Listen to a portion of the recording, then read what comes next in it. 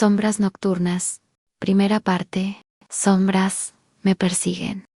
Mi nombre es Sofía. Tengo 28 años y soy enfermera desde hace casi 6. Trabajo en el turno nocturno desde hace tiempo. Al principio costó acostumbrarse al silencio del hospital, a los sonidos metálicos que se escuchan más fuerte de noche, pero terminas por hacerlo parte del ambiente. O eso creía. Todo empezó con un paciente nuevo. El señor Ramírez estaba internado por una infección respiratoria grave, nada fuera de lo común. Era mayor, callado, pero siempre me miraba como si estuviera a punto de decirme algo importante. Una noche, mientras le tomaba la presión, me dijo: «Usted no las ve, ¿verdad?» «¿Ver qué?», le pregunté confundida. «A las sombras. Llevan días aquí, vienen por mí». No le di importancia. Muchos pacientes presentan alucinaciones por fiebre o medicamentos. Le dije que descansara, que era su mente jugándole trucos, pero no dejó de hablar de ellas. Decía que las veía moverse por el techo, que se reían de él, que lo tocaban cuando nadie estaba presente. Por la mañana siguiente, estaba muerto. Lo encontramos frío, sin signos vitales. No hubo infarto, no hubo crisis, simplemente dejó de respirar. Eso no es normal, aunque así lo firmen en el parte médico.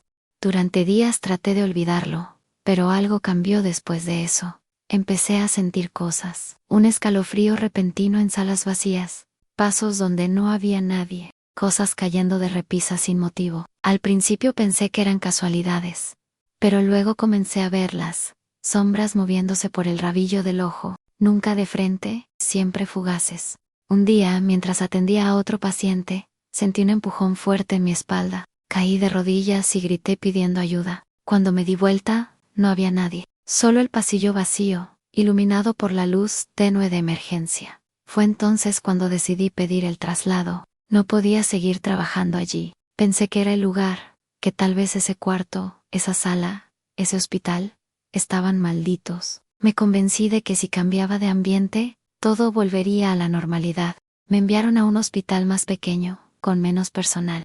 Pocos médicos, muchos de licencia. Era turno nocturno otra vez, pero esta vez sería diferente. Al menos eso creía. Cuando llegué, noté que había muy pocos pacientes. El lugar estaba extrañamente tranquilo, demasiado. Solo se escuchaban mis pasos y alguna que otra llamada intermitente de algún timbre lejano. Los pocos compañeros que quedaban parecían desganados, como si también ellos quisieran estar en cualquier otro lugar. Una noche, mientras hacía mi recorrido habitual, pasé cerca de la morgue. No tenía nada que hacer allí, pero quería distraerme un poco. Vi a un empleado dentro, trabajando solo. Entré y nos saludamos. Me contó historias sobre algunos casos que había visto, cosas que prefiero olvidar. Mientras hablábamos, escuché un golpe seco detrás de mí. Me di vuelta para ver qué era, y al volver a mirarlo a él, estaba muerto, tirado sobre una de las mesas, con los ojos abiertos y una expresión de terror congelada en el rostro. Salí corriendo, sin poder procesar lo que había visto. En el camino, vi a otra figura, de pie en medio del pasillo. Estaba cubierta de sangre, con los labios negros y los ojos vueltos hacia atrás. Me quedé paralizada. Grité, pero nadie respondió. Corrí hasta la recepción, donde 2 guardias de seguridad me atendieron. «¿Qué pasa, señorita? ¿Se siente bien?». Les conté lo que había visto, pero revisaron todo y no encontraron nada. El empleado de la morgue estaba bien, trabajando tranquilamente. Nadie había escuchado ningún golpe. Regresé a casa temblando. Le conté a mi esposo, Daniel, lo que había pasado, pero no supo qué decir. Intentó consolarme, pensar que eran estrés o fatiga. Pero yo sabía que no era eso. Esto era real. Pensé en tomar vacaciones, pero necesitamos el dinero. Además, faltaban unos días para que regresaran los demás empleados. Hasta entonces, tendría que aguantar. Volver al trabajo fue difícil. Todo estaba igual de silencioso. Demasiado. Hasta que empecé a notar cosas nuevas. Cosas peores. Sombras nocturnas. Segunda parte. El miedo se muda conmigo. No debería estar pasando esto. Me cambié de hospital, de piso, de rutina, pero las sombras siguen ahí. Incluso parece que están más cerca ahora, como si me conocieran mejor, o como si siempre hubieran estado conmigo. Al principio intenté convencerme de que solo era estrés, que todo lo vivido en el otro hospital había sido mucho para mi mente. Pero después de lo que vi en la morgue, ya no podía negar que algo andaba muy mal. El empleado estaba muerto, yacía sobre la mesa, frío, con los ojos abiertos, como si hubiera muerto hace horas. Pero cuando los guardias revisaron, estaba trabajando tranquilamente, como si nada hubiera pasado. Nadie entendía por qué grité, ni siquiera él. Desde entonces, he tratado de mantener la cabeza ocupada, hacer bien mi trabajo y no prestar atención a lo que ocurre a mi alrededor. Pero es difícil cuando cada noche hay menos personal y más pacientes muriendo de formas extrañas, sin motivo claro, sin explicación médica, solo dejan de respirar. Una noche, mientras revisaba las constantes vitales de una mujer estable, escuché un susurro detrás de mí. ¿También las ves? Me di vuelta de inmediato. Nadie estaba allí. La sala estaba vacía. Solo la luz tenue del techo parpadeaba ligeramente, como si estuviera cansada de iluminar este lugar.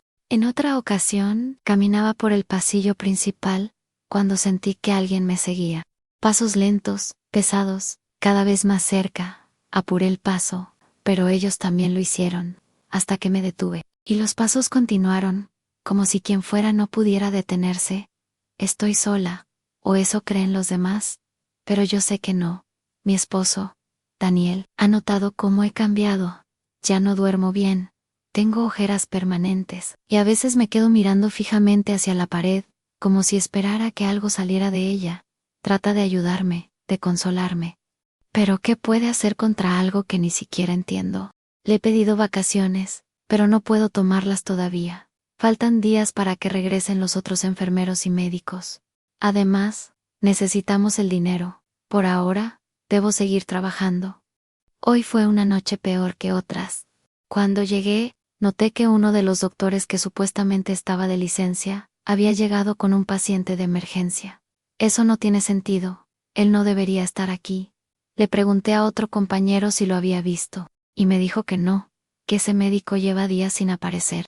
Entonces, ¿quién lo trajo? Fui a la morgue otra vez. Sin razón aparente, algo me llamaba. Allí estaba otra persona trabajando. No el mismo hombre que vi antes. Hablamos un rato. Era amable, pero había algo en su forma de hablar que me inquietaba, como si supiera más de lo que decía. Me mostró un cuerpo tapado con una sábana. Le pregunté por algunos casos recientes. Al levantarla, me quedé helada. Era yo, o al menos, parecía ser yo. Mis facciones, mi cabello, incluso la pulsera que uso en la muñeca izquierda, no podía ser una coincidencia. Sentí que el aire desaparecía de mis pulmones. Retrocedí, asustada, y le pregunté qué significaba aquello. Él no respondió, como si ya no pudiera verme. Salí corriendo de allí, pero al volver a mirar, ya no estaba. Ni el cuerpo, ni el empleado, nada. Solo la morgue vacía y silenciosa.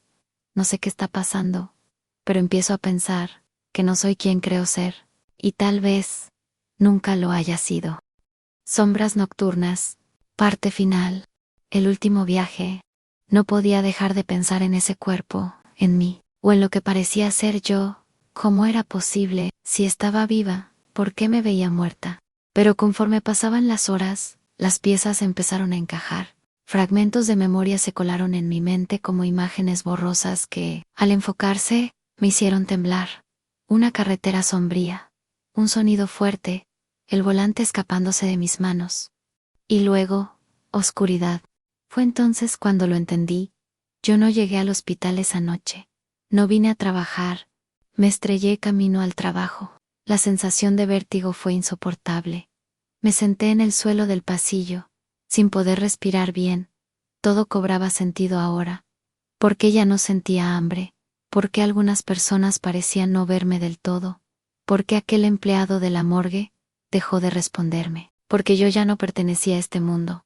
Salí del hospital y caminé hasta mi casa. Abrí la puerta, pero Daniel no me escuchó.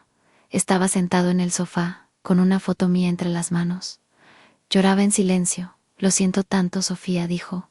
No debería haberte dejado salir esa noche. Me quedé paralizada. Estaba velándome. Quise tocarlo, abrazarlo, decirle que estaba aquí, que lo amaba, que nunca me iría, pero cuando extendí la mano hacia él, no pudo sentirme. Era como si fuera aire, como si fuera una sombra más. Regresé al hospital, no sé por qué, tal vez porque era el único lugar donde todavía me sentía cerca de la vida. Caminé por los pasillos vacíos, observando las luces titilar, escuchando los susurros que antes me asustaban, pero ahora reconocía, las sombras ya no eran algo externo, eran parte de mí, eran mi realidad. Una de ellas se acercó. Era el señor Ramírez. Me miró con tristeza y me dijo: «Lo entiendes ahora, ¿verdad?». Asentí: «Sí, estoy muerta». Él sonrió levemente. Me di cuenta de que todo este tiempo había estado atrapada entre dos mundos, repitiendo los gestos de mi vida pasada, negándome a aceptar la verdad, y mientras no lo hiciera, jamás podría descansar. Miré hacia el fondo del pasillo y vi una luz tenue, cálida, como la del amanecer. No brillaba como una bombilla, era diferente, más real. Ramírez dio un paso atrás y me hizo un gesto con la cabeza. «Ve», decía sin hablar. Dudé. Quería volver a ver a Daniel. Quería despedirme. Pero sabía que no podía. Él tenía que seguir adelante. Yo también caminé hacia la luz. A cada paso me sentía más ligera, menos humana, más libre. Cuando la alcancé, cerré los ojos y desaparecí.